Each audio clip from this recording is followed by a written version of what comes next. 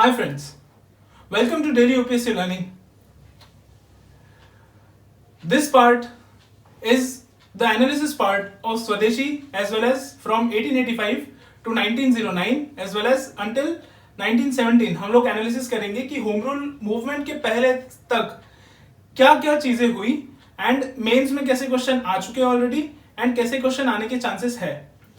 तो सबसे पहले हमने लास्ट लेक्चर में पढ़ा था सूरज स्प्लिट तक कि सूरज स्प्लिट के रीजंस क्या क्या थे, उसके एस्पेक्ट्स क्या क्या थे. ठीक है, सूरज स्प्लिट के बाद में 1907 टू 1911 तीन चार एक्ट्स पास हुए ऑलमोस्ट.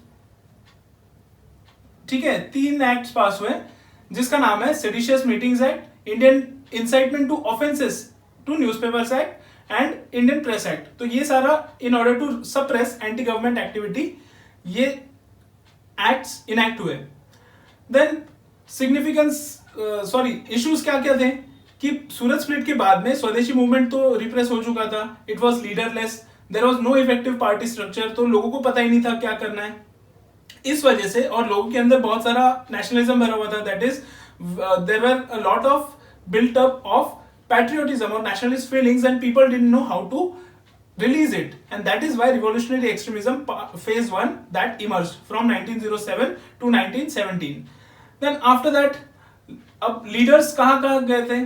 this बाल गंगाधर तिलक, he was tried on sedition case. Muzaffarpur में एक इंसिडेंट हुआ था and he wrote something about that in Kesari and he was sent to 6 years jail in Burma. ये तो हो गया Bal Gangadhar Tilak. second was Bipin Chandra Pal and Aurobindo Ghosh. they both were retired from the active politics. And Lala Lajpat Rai he went abroad. So अब Surat split के बाद में तो Indian National Congress की जो लीडरशिप थी वो थी मॉडरेट्स के पास में, लेकिन moderates had no base especially with the youth because youth तो एक्सट्रीमिस्ट से अलाइंड थे, plus they did not know how to release energy and आगे की कोर्स ऑफ एक्शन भी पता नहीं थी. जैसे Gandhian politics this was based on constructive work. तो whenever there was no active revolution the people of India they were transformed और they were diverted to the constructive word. तो ये एक डिफरेंस है between Gandhism and Gandhian phase of Indian national movement and this pre Gandhian और Swadeshi phase. ये हम लोग अगले इसमें पढ़ेंगे.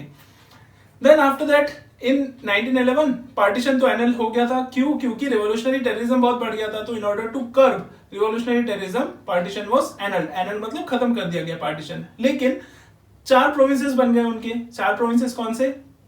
बिहार, बंगाल, ओडिशा और आसाम. ये चार प्रोविंसेस बना दिए उन्होंने और कैपिटल शिफ्ट किया गया दिल्ली में. तो ये याद रखना, capital was shifted during post Swadeshi movement.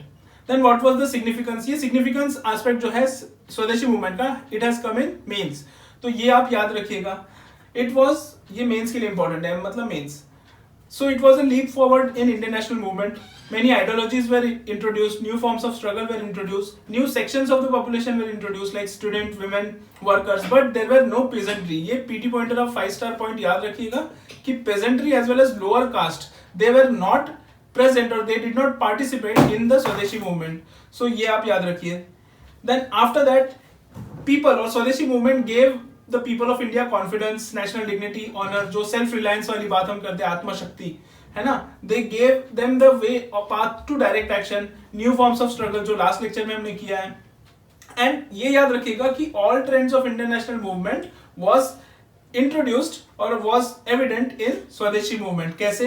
अब conservationist elements भी थे इसमें moderates भी थे, इसमें moderates to extremism का transition भी था, इसमें extremism भी थे, इसमें revolutionary terrorism भी थे, that is violent activists भी थे, Gandhian method of techniques भी थे इसमें, मतलब starting phase में, but it was Gandhian phase of Gandhian mode of techniques, that is belief in the masses, self-sacrifice and undermining the hegemony of British India.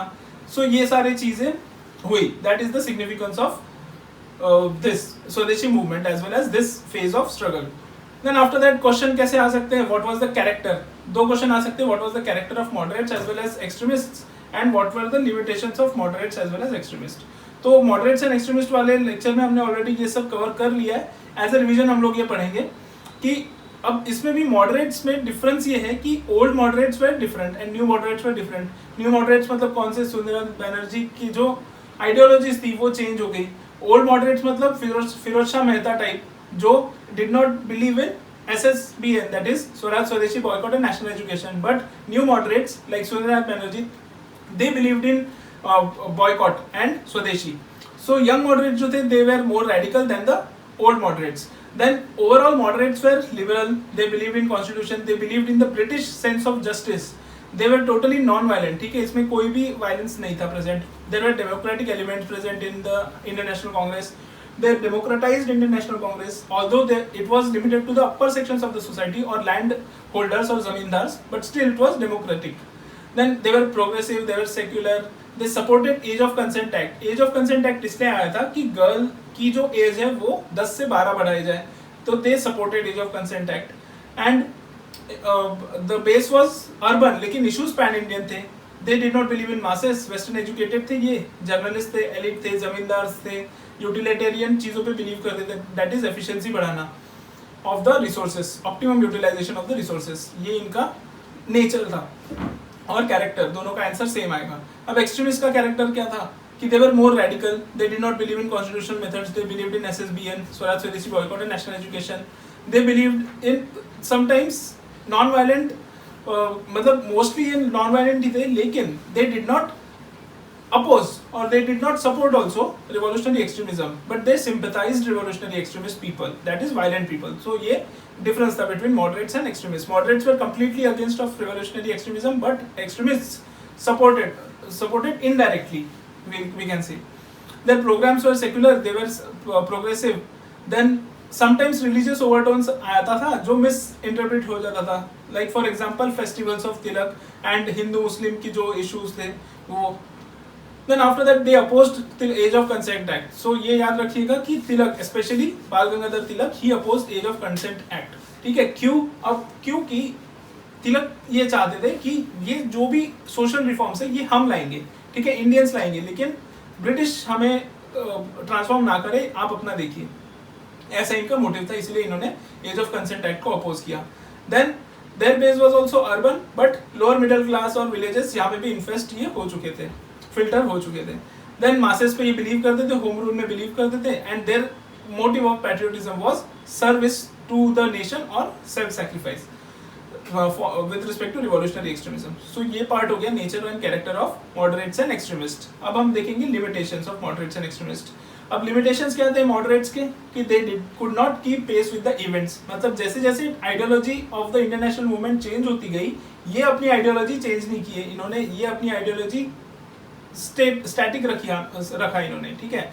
इस वजह से दे could not Garner support within the young strata of the society or within the new people that were entering in the Indian national movement. अब they did not believe in masses, तो ये इनका सबसे बड़ा drawback रहा. They did not set roots in the society. Propaganda reach नहीं हुआ नीचे तक, and they could not even persuade British, जो इनका main motive था constitutional agitation का, so that to persuade British to allow Indians to मतलब representation and then after that self rule वगैरह ये सब जो था, they could not even achieve their aims. लेकिन इसका मतलब ये नहीं कि इन्होंने कंट्रीब्यूट नहीं किया. दे हैड मोस्ट कंट्रीब्यूशन, जो हमने लास्ट क्लास में पढ़ लिया है, इतने 2-4 क्लासेस में हमने पढ़ लिया है, तो ये कंट्रीब्यूशन आपको पता ही है. Their methods were obviously obsolete, मतलब आउटडेटेड, ठीक है, यूथ गार्नर नहीं कर सकते. ये जो लोग थे moderates, they were belonging to the zamindars and traders, so that is why labours and peasants could not support this Indian National Congress का जो सेक्शन था. ये पेजेंट्स और लेबर सपोर्ट इन्हें नहीं मिला. लेकिन ये याद रखिएगा कि लेबर और trade union they were present in Swadeshi, but peasantry were not at all present in Swadeshi movement. तो ये एक कंसेप्चुअल पॉइंट, पीटी पॉइंटर आप याद रखिएगा. Then after that they oppose the Bengal tenancy act, factories act, क्योंकि ऑब्वियसली जमींदार एंड ट्रेडर्स थे ये लोग. एंड ये निगेटिव है कि इंडियन नेशनल कांग्रेस में ऑलमोस्ट 90% हिंदूज थे, एंड अपर कास्ट भी, मतलब उस हिंदूज में भी ब्राह्मण्स और अपर कास्ट देवर अराउंड 40-50%, उससे भी ज़्यादा था इनफैक्ट. तो इसका मतलब ये है कि दिस वॉज मिस इंटरप्रेटेड, और जो रिएक्शनरी एलिमेंट्स होते हैं वो इन सब चीज़ों का फ़ायदा उठाते हैं, वो मोबिलाइज करते हैं या ब्रेन वॉश करते हैं लोगों का कि देखो रिलीजियस लाइन्स पे ऐसे ऐसे चल रहा है तो आपको क्या मिलेगा यहाँ पे रह के. तो ये सारी चीजें अभी भी प्रेजेंट है, लेकिन दिस वाज मिस इंटरप्रेटेड और misutilized by the negative elements of the society. Then after that they fail to understand the British colonial nature of the British rule. तो ये तो दोनों में कॉमन है. देन अब ये जो था एक्सट्रीमिस्ट, इनके क्या लिमिटेशंस थे? 2-4 लिमिटेशंस थे। सबसे पहले तो आइडियोलॉजी में कंसिस्टेंसी नहीं थी। For them Swaraj meant different for different people. That is, Swaraj for Tilak meant self government and for Aurobindo it meant complete independence from the foreign rule. तो ये याद रखिएगा, complete independence, ठीक है? ये पीटी पॉइंटर आप याद रखिए। Then after that they were social reactionaries, मतलब also they were misinterpreted. Why? मैंने जैसे पहले बताया था, Shivaji festivals as well as Ganesh festivals by Tilak as well as the Tilak opposed age of consent act, तो ये it was opposed or it was misinterpreted by the people.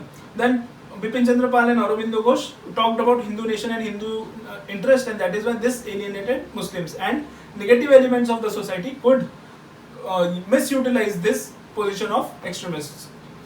अब एक question ऐसा आ सकता है कि what was the role of press during the स्वदेशी movement और एंटी पार्टीशन रूल और इवन फ्रॉम 1885 टू 1909? तो इस सब का आंसर सेम ही रहेगा कि मॉडरेट्स एंड एक्सट्रीमिस्ट में क्या क्या यूज किया। मॉडरेट्स ने इंस्टीट्यूशनलाइज कर दिया प्रेस को, बहुत सारे प्रेस आए, जो हमने प्रेस का वीडियो लिया है उसमें ये बहुत अच्छे से कवर किया है। प्लस और एक प्रेस का वीडियो आएगा जिसमें सिर्फ newspapers as well as magazines जो इंडियंस ने कौन सी बनाई वो पीटी पॉइंटर हम लोग डिस्कस करेंगे। अब इनका जो मोटो था वो था अपोज करना। बेसिकली जितने भी लेजिस्लेटिव काउंसिल्स में इनके एक्ट आएंगे ब्रिटिश के, moderates will oppose it. Then library movements चालू हो गई, that is library for political participation of the people, ठीक है? जो भी लाइब्रेरी में क्या होता था, न्यूज़पेपर्स आते थे, बुक्स आते थे, वेस्टर्न बुक्स आते थे, तो वो सब पढ़ के people use to get knowledge, and इस वजह से एंटी ब्रिटिश ओपिनियन जनरेट होता among the masses. Then after that 1877 में 169 वर्नाकुलर्स थे, ये हमने लास्ट क्लास में पढ़ा था ऑलरेडी। वर्नाकुलर प्रेस एक्ट उस टाइम आया था मॉडरेट्स के time by through Lytton, and it was repealed by Ripon, तो ये पीटी पॉइंटर आप याद रखिएगा। देन वर्नाकुलर प्रेस एक्ट आया था 1878 में, रिपील हुआ था 1881 में। Then press was utilized as a national service, unlike today जो कमर्शियलाइज हो गया है प्रेस और सोशल मीडिया, लेकिन तब it was a national service, तो ये आप कंसेप्चुअल पॉइंट याद रखिएगा।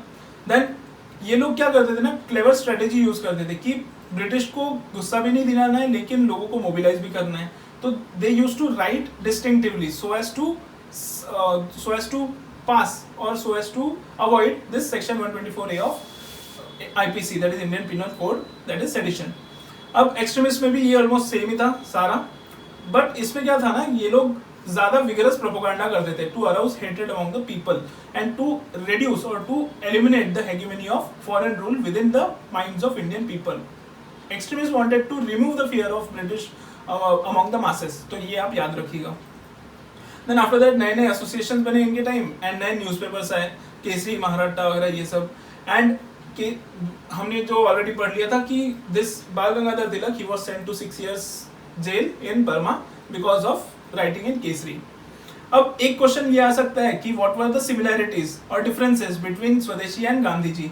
सिमिलैरिटीज तो हम लोग बता सकते हैं कि जो भी स्वदेशी मूवमेंट में न्यू फॉर्म्स ऑफ स्ट्रगल थे, मास एजुकेशन, नेशनल मासेस में बिलीव करना, national education, then after that new forms of struggle में और सारी चीजें थी, स्वदेशी, सेल्फ गवर्नमेंट, ठीक है? सेल्फ गवर्नमेंट में सिर्फ इनका डिफरेंस था कि self government not on the lines of UK, they wanted to, Gandhi ji wanted to achieve self government through independence, तो ये आप डिफरेंस है ये इन दोनों में, ये भी मैं लिख लेता हूँ, ठीक है? स्वराज का डेफिनेशन अलग अलग था।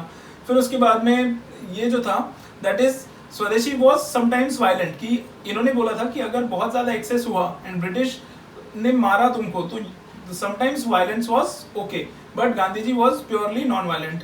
Then they were focusing on religious revivalism like festivals and all, but यहाँ पे इनका जो गोल था वो मॉरल था, plus lower caste and all ये लोग भी प्रेजेंट थे यहाँ पे। स्वदेशी में peasants were not there and lower caste were not there, but Gandhiji's appeal was all India, तो ये आप याद रखिएगा। Then after that स्वदेशी में definition of स्वराज मिली, ये है different definitions, but Gandhiji never defined Swaraj, इनके जो गोल्स है या definition of Swaraj it changed according to the circumstances, तो ये आप डिफरेंस याद रखिएगा, ठीक है?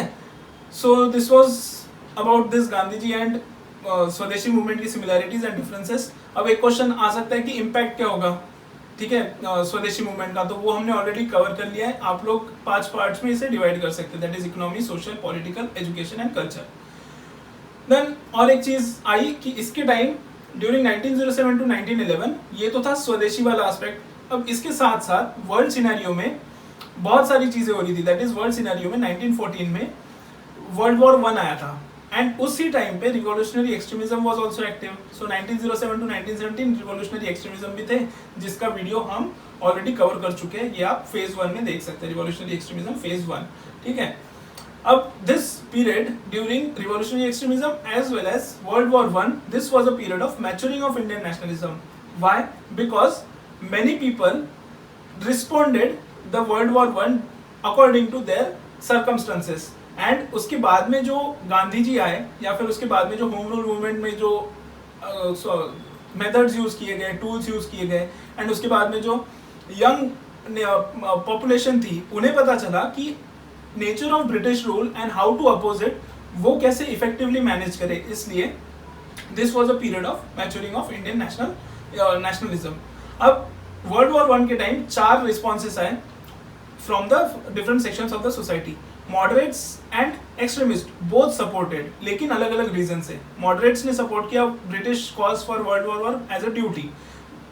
Extremist especially during because of बाल गंगाधर तिलक, क्योंकि ये रिलीज हो चुके थे 1914 में, they also supported on the mistaken believe that the British will recognize their effort and they will give them self government. तो बाल गंगाधर तिलक ने इसीलिए सपोर्ट किया था। तो ये आप पीटी पॉइंटर में आ चुका है, फिर भी आप याद रखिएगा और एक बार। अब रिवॉल्यूशनरीज ने बोला कि भाई ये तो अपॉर्चुनिटी है, हम लोग और वायलेंट एक्सट्रीमिज्म करेंगे, तो उन्होंने तो कर दिया। उसका एक एग्जांपल था गदर मूवमेंट, तो ये आप याद रखिएगा। ठीक है, this was Ghadar movement was Indian response by the people abroad, लेकिन Indian response by the people within India ये था होम रूल मूवमेंट। तो ये आप पीटी पॉइंटर याद रखिएगा। Home rule movement was the Indian response और native Indians response to world war 1 and their scenarios. तो इसका नेक्स्ट वीडियो जो है वो हम होम रूल मूवमेंट पे पढ़ेंगे, सब कुछ एक ही लेक्चर में। I hope you like this video, share it with maximum number of people. Previous years के क्वेश्चंस देखिए, आप सॉल्व कर पाएंगे। थैंक यू गाइज, जय हिंद।